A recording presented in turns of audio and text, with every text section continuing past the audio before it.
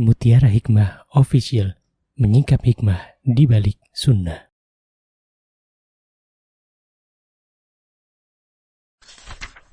Salurkan donasi terbaik Anda untuk mendukung dakwah Mutiara Hikmah Official.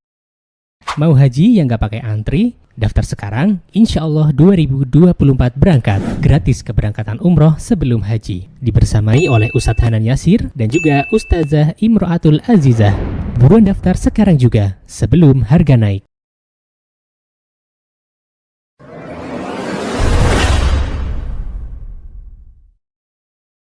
Assalamualaikum warahmatullahi wabarakatuh. Waalaikumsalam warahmatullahi wabarakatuh. Sebelum saya bertanya, saya ingin bercerita sedikit. Asmanipun sinten, Bu? Perkenalkan, nama saya Solika dari Batam. Masya Allah, Ibu salihah. Masya Allah. Sedikit cerita ya Ustazah. Monggo. Kayaknya kalau cerita saya harus mendekat ini ya. Gimana Ibu? Ini Silakan. ada orang tua, kemudian orang tua ini bercerai, memiliki 2 putra. Oke. Dari balita mereka sudah ditinggal, bercerai. Kemudian si ibu ini menikah lagi, kemudian memiliki 3 anak. Oke, dengan suami barunya. Iya, dengan suami barunya punya 3 anak. Nah, kemudian si anak yang 2 tadi menikah. Menikah otomatis memiliki menantu ya.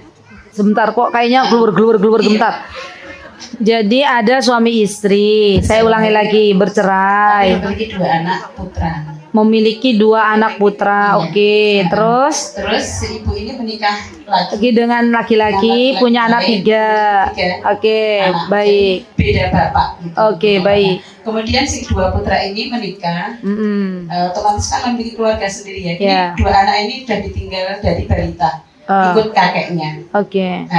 Terus ketika sudah menikah, si ibu ini otomatis kan anaknya yang 2 putra ini memiliki tanggung jawab dengan istrinya masing-masing.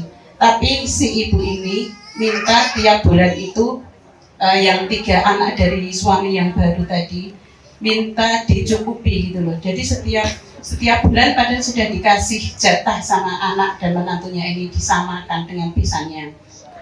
Anak yang mana ya? Yang 2 putra tadi. Sudah dari balita tadi. Iya, sudah diberi. Sudah diberi tiap bulan jatah sama dengan pisahnya, dikasih seandainya yang 100, yang ibunya juga 100. Tapi kata Allah, setiap bulan itu ibunya selalu minta tambah buat makan lah, buat si biaya anak-anak yang 3 itu, padahal si suaminya itu benar-benar masih sehat dan masih bisa bekerja.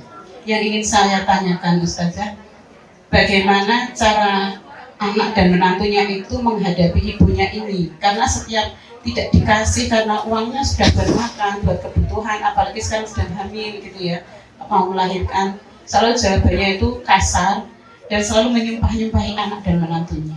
La ilaha illallah. Itu bagaimana solusinya Ustazah? Mau minta sikap kita anak terhadap ibu yang seperti itu, nggih? Nggih, baik. Terima kasih Ustazah. Baik, sama-sama. Waalaikumsalam.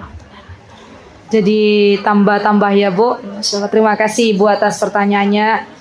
Saudariku yang saya cintai karena Allah, ketahuilah bahwa di antara mayoritas penduduk neraka itu adalah kaum wanita.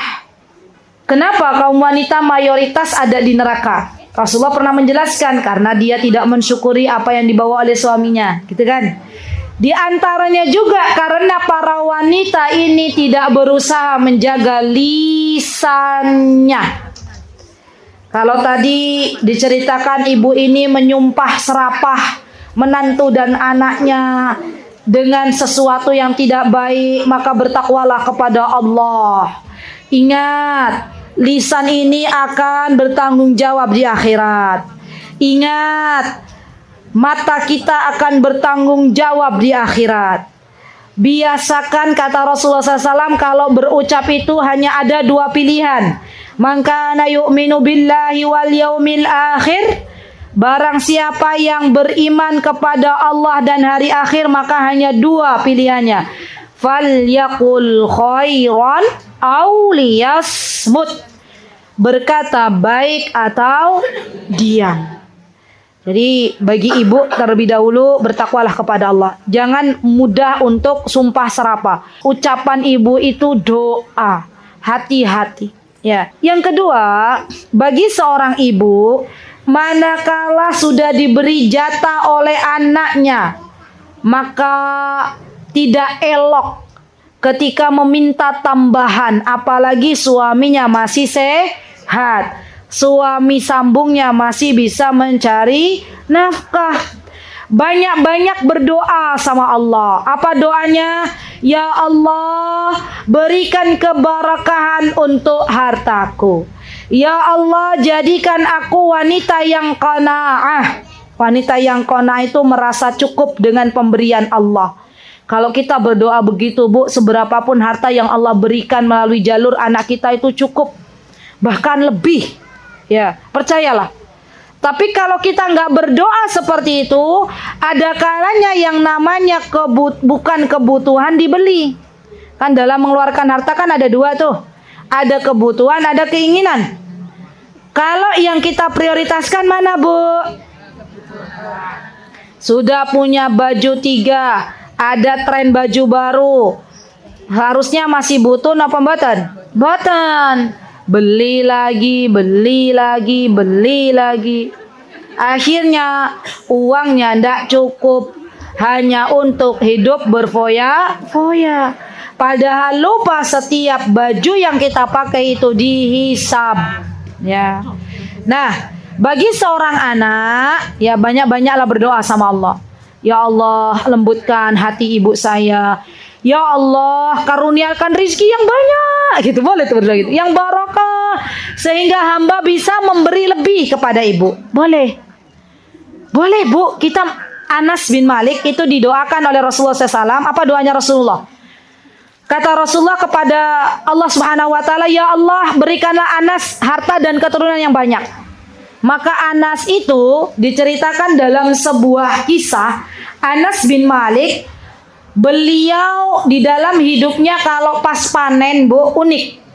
Petani itu kalau panen biasanya dulu 1 tahun sekali, khusus di kebunnya Anas itu panennya 2 kali.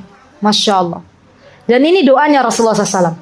Jadi boleh kita meminta harta kepada Allah dan jangan lupa meminta keberkahan di dalamnya. Tujuannya apa? Tujuannya biar bisa memberi lebih kepada orang tua. Semoga Allah Subhanahu wa taala membalas kebaikan para anak yang mencoba untuk berbakti memberi kepada kedua orang tuanya, dan semoga Allah Azza wa Jalla meluaskan rizkinya, dan semoga Allah Subhanahu wa taala menjadikan ibu yang tadi disebutkan menjadi ibu yang salihah. Amin. Allahumma amin. Mutiara Hikmah Official, menyingkap hikmah di balik sunnah.